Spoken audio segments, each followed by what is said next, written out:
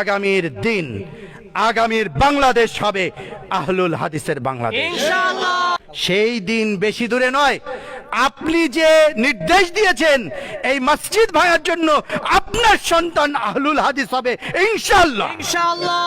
আজকের এই মানববন্ধনের সারগর্ভ আলোচনা নিয়ে আসছেন অত্র কমপ্লেক্সের সম্মানিত প্রতিষ্ঠাতা মহাপরিচালক অ্যাডভোকেট শহীদ মনির শহীদ। আমি মুহতারামকে তার সারগর্ভ আলোচনা রাখার জন্য বিনীতভাবে আহ্বান জানাচ্ছি। আসসালামু আলাইকুম ওয়া রাহমাতুল্লাহ। আলহামদুলিল্লাহি ওয়াহদা ওয়াসসালাতু ওয়াসসালামু আলা মান লা নাবিয়্যা বা'দা, আম্মা বা'দ। ফাউযু বিল্লাহি মিনাশ শাইতানির রাজিম। বিসমিল্লাহির রহমানির রহিম। আলহামদুলিল্লাহ, আল্লাহ সুবহানাহু ওয়া তাআলার কাছে অসংখ্য অসংখ্য শুকরিয়া যে তিনি আমাদেরকে এই প্রতিবাদে অংশগ্রহণ করার তৌফিক দান করেছেন। আলহামদুলিল্লাহ, আমি সংক্ষিপ্তভাবে দু তিনটে কথা বলবো। প্রথমত, আপনাদেরকে আমি মনে করিয়ে দিতে চাই একটি বিষয়। আপনারা একটু ভেবে দেখুন, আপনারা কি কখনো শুনেছেন কোনো হিন্দু তারা দলাদলি করে তাদের মন্দির ভেঙেছে?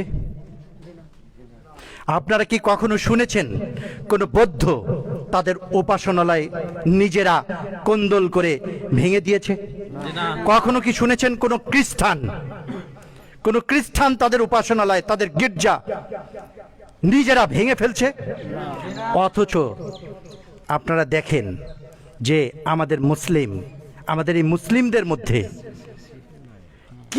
কি একটা বিষয়, কি একটা ঘৃণার বিষয় যে দলাদলি করে মাযহাবের দোহাই দিয়ে এটা করা যাবে, এটা করা যাবে না, এর দোহাই দিয়ে একে অপরের মসজিদ, বিশেষ করে আহলুল হাদিসদের মসজিদ ভেঙে দিচ্ছে বিভিন্ন দল অনুসারীরা, মাযহাবীরা। আপনারা কখনো শোনেননি যে আহলে হাদিসরা বা সালাফিরা কোনো হানাফিদের বা অন্য কোনো মাযহাবের কোনো মসজিদকে আক্রমণ করেছে? কিন্তু অহরহ এভাবে ঘটে যাচ্ছে।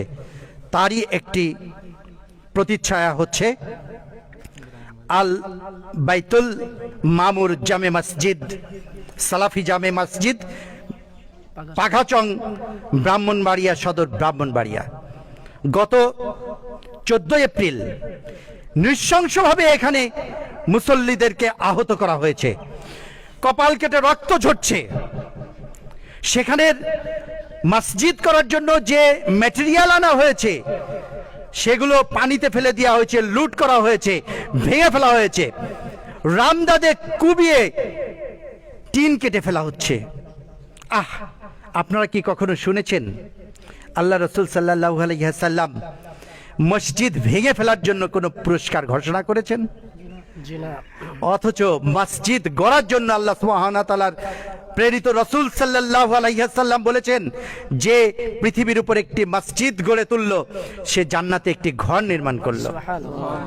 অথচ সেই মসজিদ ঘরকে দলাদলি করে সামান্য কিছু মাযহাবীয় ব্যবধানে, যেটা আহলুল হাদিসরা বিশুদ্ধভাবে পালন করে, সেটাকে দমিয়ে দেওয়ার জন্য তারা ওতপ্রোতভাবে উঠে দাঁড়িয়েছে এবং এভাবে প্রতিহত করার চেষ্টা করছে।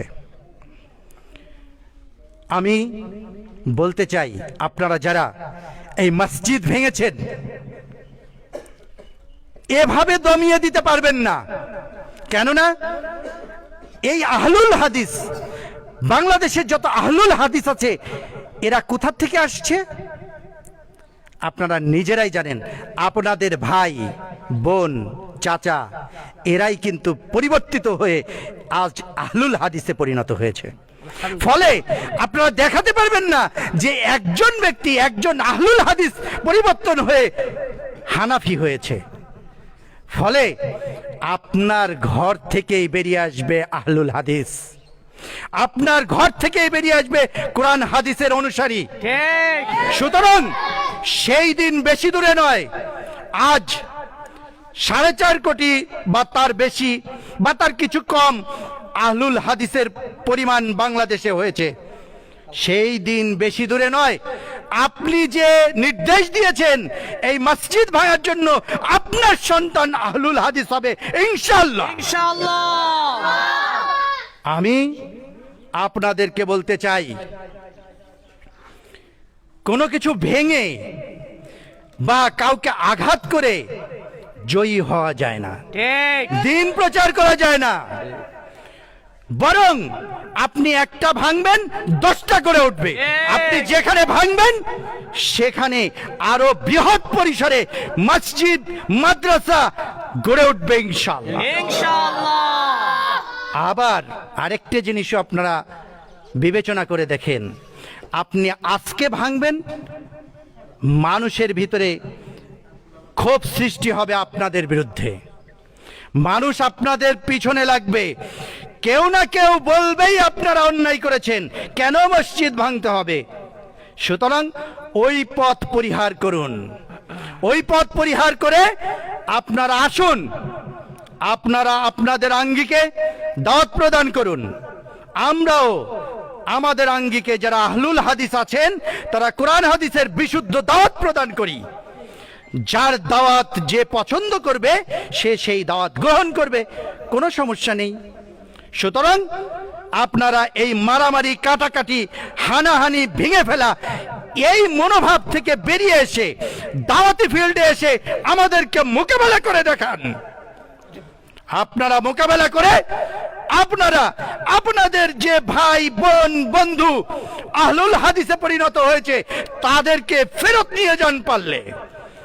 আমি আপনাদের কাছে অঙ্গীকার করছি, আগামীর দিন, আগামীর বাংলাদেশ হবে আহলুল হাদিসের বাংলাদেশ ইনশাআল্লাহ।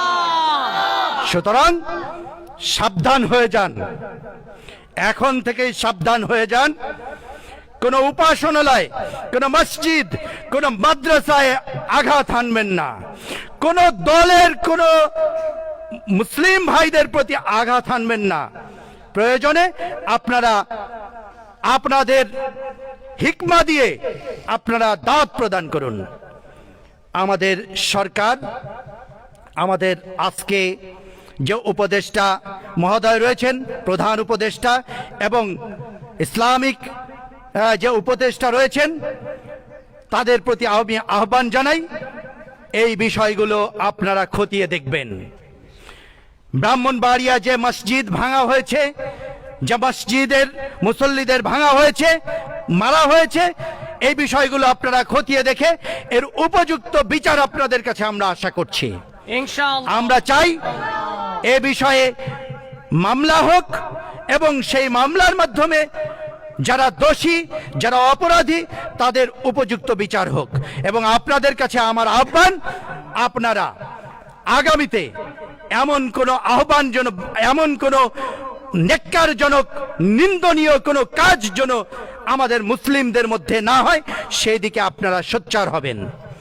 আজকে আমাদের যে সরকার বিরাজ করছে, আপনারা সকলেই জানেন 5ই আগস্টে আমাদের যে ফ্যাসিস্ট সরকার দমনের মাধ্যমে, আমাদের যে একটা বৈষম্য বিরোধী আন্দোলনের মাধ্যমে আমরা যে সরকার গঠন করেছিলাম, এই সরকার গঠনে আমাদের যথেষ্ট অবদান রয়েছে।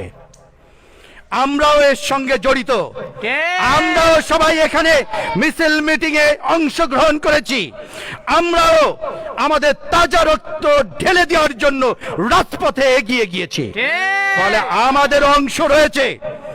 এ কারণে আপনারা সকলে সাবধান হয়ে যান এবং আজকের সরকারের কাছে আমরা বিনীত অনুরোধ করছি, আপনারা আমাদের পাশে দাঁড়ান। আমাদের বৈষম্য বিরোধী যে আন্দোলন ছিল, তার যে প্রতিপাদ্য বিষয় ছিল তা প্রস্ফুটিত করার জন্য আপনারা এগিয়ে আসুন। আমরা বাংলাদেশে কোনো বৈষম্য দেখতে চাই না। আমরা চাই কোরআন হাদিসের বাংলাদেশ, আমরা চাই সালাফির বাংলাদেশ, আমরা চাই আহলুল হাদিসের বাংলাদেশ। আমরা আর মুকাল্লিদের সাথে থাকতে চাই না। এই বিষয়ে আমরা আপনাদেরকে অনুরোধ প্রদান করে আজকের এই প্রতিবাদ সভা এবং নিন্দা প্রজ্ঞাপন আমরা এটার সমাপ্তি ঘোষণা করছি। আপনারা আমাদের সাথে থাকবেন। আর আপনারা যারা ব্রাহ্মণবাড়িয়ায় যারা ক্ষতিগ্রস্ত হয়েছেন, আপনারা ভয় পাবেন না। আমরা আমাদের বাংলাদেশের প্রতিটা প্রান্ত থেকে আপনাদের পাশে আমরা থাকবো ইনশাআল্লাহ। আমরা সবসময় আপনাদের পাশে আছি, পাশে থাকবো, এই আশাবাদ ব্যক্ত করে আপনাদের মাঝ থেকে বিদায় নিচ্ছি। জাজাকুমুল্লাহু খায়রান। আসসালামু আলাইকুম ওয়া রাহমাতুল্লাহ।